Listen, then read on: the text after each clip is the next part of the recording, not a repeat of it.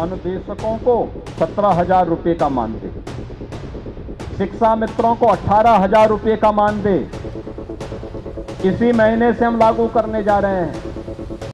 आपने देखा होगा अभी हाल ही में हमारी सरकार ने कुछ निर्णय लिए हैं। अनुदेशकों को 17,000 रुपये का मानदेय, शिक्षा मित्रों को 18,000 रुपये का मानदेय इसी महीने से हम लागू करने जा रहे हैं। शिक्षक हो, शिक्षा मित्र हो, रसोइया हो या फिर अनुदेशक, इन सभी को हम लोगों ने व्यवस्था की है 5 लाख रुपए की कैशलेस स्वास्थ्य की सुविधा उपलब्ध करवाने के लिए सरकार उसमें योगदान कर रही है। आप कार्य करिए, सरकार आपके साथ में है। और मेरी आप सबसे अनुरोध होगा, पहली से लेकर के 15 अप्रैल तक ये 15 दिन तक स्कूल चलो अभियान के साथ हर शिक्षक को जुड़ना चाहिए। अच्छा होगा प्रधानाचार्य किसी दिन सभी अभिभावकों के साथ भी बैठे, फिर प्रातःकाल विद्यालय अगर 8 बजे प्रारंभ हो रहा है, 7 बजे आप घर से निकल करके उस गांव में अलग अलग शिक्षक अलग अलग मोहल्ले में एक बार राउंड लगाते हुए जाएं। हर अभिभावक का घर खटखटाइए और दस्तक दीजिए घर पे, बोलिए आपका बच्चा कोई स्कूल से वंचित तो नहीं, और बोलिए सब कुछ सरकार फ्री में दे रही है, आप अपना रजिस्ट्रेशन करवाइए, चलो अपने हाथ से बच्चे को स्कूल लेकर जाइए, कोई बच्चा छूटने ना पाए। यह संकल्प जब हर शिक्षक का होगा, हर शिक्षा मित्र, हर अनुदेशक का होगा, यह पवित्र कार्य, राष्ट्रीय कार्य है। उत्तर प्रदेश में हम स्कूली शिक्षा पर 80,000 करोड़ रुपए से अधिक की राशि खर्च करते हैं। 80,000 करोड़ रुपए से अधिक की राशि, इसका रिजल्ट आना चाहिए। यह पैसा इसलिए दिया जाता है जिससे परिणाम सामने आए, और परिणाम के वाहक आप शिक्षक गण हैं, बेसिक शिक्षा विभाग के अधिकारी गण हैं। आपने मेहनत की, सरकार आपके साथ खड़ी हुई। आपने देखा होगा जहां कस्तूरबा गांधी विद्यालय नहीं थे, वहां पर उस ब्लॉक में भी कस्तूरबा गांधी विद्यालय के लिए हमने इस बजट में पैसा दे दिया। कस्तूरबा गांधी विद्यालय में गरीब बालिकाएं पढ़ती हैं, उन बच्चियों के लिए 8वीं तक की शिक्षा थी। कुछ जगहों पर हमें देखने को मिला कि बहुत सारे अभिभावक उसके बाद स्कूल नहीं भेज रहे हैं। हमने कहा नहीं, हम 12वीं तक इसको चलाएंगे, और कस्तूरबा गांधी विद्यालय 12वीं तक प्रारंभ हो गए। श्रमिकों के लिए और निराश्रित बच्चों के लिए कोई जगह नहीं थी, तो हमने अनिल राजभर जी से कहा कि भाई आप भी अपने विभाग में बीओसी बोर्ड के पैसे का इस्तेमाल करिए, श्रमिकों और निराश्रित बच्चों के लिए हम लोगों ने अटल आवासीय विद्यालय प्रारंभ किए।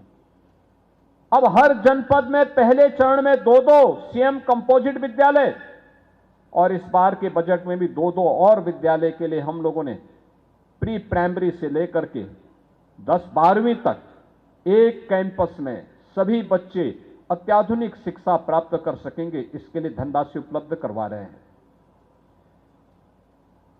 6ठी क्लास से मैं पहली 6 वर्ष का बच्चा होगा, उसका पहली क्लास में एडमिशन होगा, लेकिन 3 से 6 वर्ष के बच्चे क्या करेंगे, उनके लिए प्री प्राइमरी के रूप में बाल वाटिका हर आंगनवाड़ी केंद्र में बनाने का कार्य युद्ध स्तर पर आगे बढ़ा है। हमने धनराशि की व्यवस्था की है। मुझे याद है 17 के पहले ये बच्चे 60% से ऊपर बालिकाएं नंगे पैर चलती थी। बदन में सर्दी हो गर्मी हो एक फटी हुई कुर्ती होती थी। बालकों की भी स्थिति कमोवेश से ही थी, और आज मैं कह सकता हूं बेसिक शिक्षा परिषद में पढ़ने वाले हर बच्चे के लिए ये डबल इंजन की सरकार ने साल में 2 uniform, bag, books, shoes, socks, sweater, ये सारी सुविधाएं फ्री में उपलब्ध करवाई हैं। ये एडमिशन की प्रक्रिया जैसे प्रारंभ होगी 15 अप्रैल के बाद पहले चरण में, और 15 जुलाई के बाद दूसरे चरण में उन बच्चों के डीबीटी के माध्यम से सारी धनराशि उनके अभिभावक के खाते में भेजी जाएगी। लेकिन हमारे शिक्षकों का दायित्व बनता है कि हम हर अभिभावक के साथ संवाद बनाएं और संवाद बना करके हम ये व्यवस्था सुनिश्चित करें कि वे अभिभावक अपने बच्चों के लिए यूनिफॉर्म जरूर बना लें, बैग ले लें, उनके लिए बुक्स तो उपलब्ध करवाया जा रहा है, लेकिन जूता, मोजा, ये सभी यूनिफॉर्म और सर्दियों में स्वेटर जरूर खरीदें। याद रखना, हम लोग जब बनाते थे तो 800-900 रुपये में हमारा ये बन जाता था। आज हम 1200 रुपया हर अभिभावक के पास भेज रहे हैं। और मेरी अनुरोध होगा कि शिक्षकों का दायित्व तो बनता है कि सारे बच्चे अपने यूनिफॉर्म में आए, उनको बताना पड़ेगा। याद रखना, ये सौभाग्य सबको प्राप्त नहीं होता है कि देश के भविष्य को गढ़ने का, उसको तराशने का जिम्मेदारी जो ईश्वर ने आपको दी है, उस दायित्व का ईमानदारी पूर्वक निर्वहन करेंगे तो आप लोग का जीवन भी यशस्वी होगा। और ये बच्चे जब आगे बढ़ेंगे तो आपको स्मरण करते हुए आपको सदैव सम्मान देंगे। हम लोग आज भी जिन शिक्षकों ने हमें बचपन में पढ़ाया था, मैं कभी मुझसे मिलते हैं तो मैं आज भी उनका पैर छूता हूं, आज भी मैं पैर छूता हूं। मैं ये नहीं बोलता हूं कि मैं सन्यासी हूं, मैं नहीं छूंगा, नहीं, मेरे गुरुजन थे, मैं उनका आज भी सम्मान करता हूं। मैं ये नहीं मानता कि वे मुझे बेसिक शिक्षा में पढ़ाए थे, उन्होंने मुझे अक्षर ज्ञान कराया और इसलिए मैं आज भी उनको सम्मान देता हूं। मैं जाता हूं, जब भी जाता हूं उनको बुलवा करके उनको सम्मान करता हूं, उनका अभिनंदन करता हूं और कभी मेरी मुलाकात होती है तो उनका पूरा आदर भी करता हूं। और मुझे लगता है ये संस्कार आपको अपने बच्चों के अंदर भरने पड़ेंगे। 17 के पहले की स्थिति क्या थी? न सरकार के एजेंडे में शिक्षा थी, न गरीब बच्चों के बारे में या सामान्य किसी भी बच्चे के बारे में कोई चिंता भी नहीं थी, क्योंकि उनके लोग नकल कराते थे। नकल कराने के लिए उनके लिए आवश्यक था कि स्कूल में पठन पाठन न हो, भले इन बच्चों के भविष्य पर विपरीत असर पड़े, उन पे कोई चिंता नहीं होती थी, उनका अपना काम चल लेता था। एक काम चलाओ व्यवस्था से समाज का उन्नयन नहीं होता है, राष्ट्र सशक्त नहीं होता है, समृद्धि की नई ऊंचाइयों तक हम नहीं प्राप्त कर सकते। याद रखना, सामाजिक और आर्थिक समानता लानी है, सामाजिक न्याय के लक्ष्य को सही मायने में जमीनी धरातल पर उतारना है तो हमको सबको शिक्षित करना पड़ेगा। आदरणीय प्रधानमंत्री जी की प्रेरणा से जो परिवर्तन आया है, याद करिए क्या स्थितियां थी। ड्रॉप आउट रेट 19% से अधिक था यूपी के अंदर 2017 के पहले।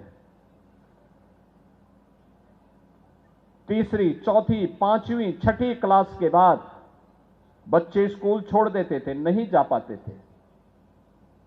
लोग क्या बोलते थे? हम बोलते थे क्यों बच्चे स्कूल छोड़ दे रहे हैं, क्यों हमें दिन भर बच्चे घूमते हुए दिखाई देते हैं,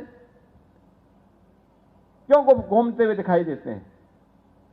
हमें नाराजगी व्यक्त करनी पड़ती थी कि मैं किसी रोड पे जाता हूं, मैं देखता हूं बच्चे दिन भर घूमते हैं, कोई तालाब में खेल रहा है, कोई भैंस के साथ खेल रहा है, कोई किसी मोहल्ले में वहां पर कीचड़ में ऐसे खेले जा रहे हैं, धूल में खेले जा रहे हैं, क्यों घूम रहे हो, स्कूल क्यों नहीं जा रहे हैं? तो लोग कहते थे साहब स्कूल दूर है। हमने प्रदेश भर से डाटा इकट्ठा करवाए और इकट्ठा करने के बाद हम लोग इस निष्कर्ष पर पहुंचे कि वे स्कूल इसलिए नहीं जाते थे क्योंकि स्कूल में टॉयलेट नहीं थे, बालक और बालिकाओं के लिए टॉयलेट नहीं थे, पेयजल की व्यवस्था नहीं थी, असमय स्वस्थ होते थे बच्चे। आज मुझे इस पर गौरव की अनुभूति होती है कि आदरणीय प्रधानमंत्री जी की प्रेरणा से, उनके मार्गदर्शन और उनके नेतृत्व में आज बेसिक शिक्षा परिषद की लगभग सभी विद्यालयों में बालक और बालिकाओं के लिए अलग अलग टॉयलेट, पेयजल की व्यवस्था हुई है और ड्रॉप आउट रेट 19% से घट करके आज मात्र 3% तक पहुंचा है। और मैं बेसिक शिक्षा परिषद से जुड़े हुए सभी अधिकारियों और सभी गुरुजनों से, सभी शिक्षकों से इस बारे में विनम्र अनुरोध करूंगा कि ड्रॉप आउट रेट को 0 तक पहुंचाने के लिए हमें कार्य करना है। यह आपके लिए एक उदाहरण होगा, आप अन्यों को इसका उदाहरण दे सकते हैं और ये बेसिक शिक्षा विभाग की सक्सेस स्टोरी होगी।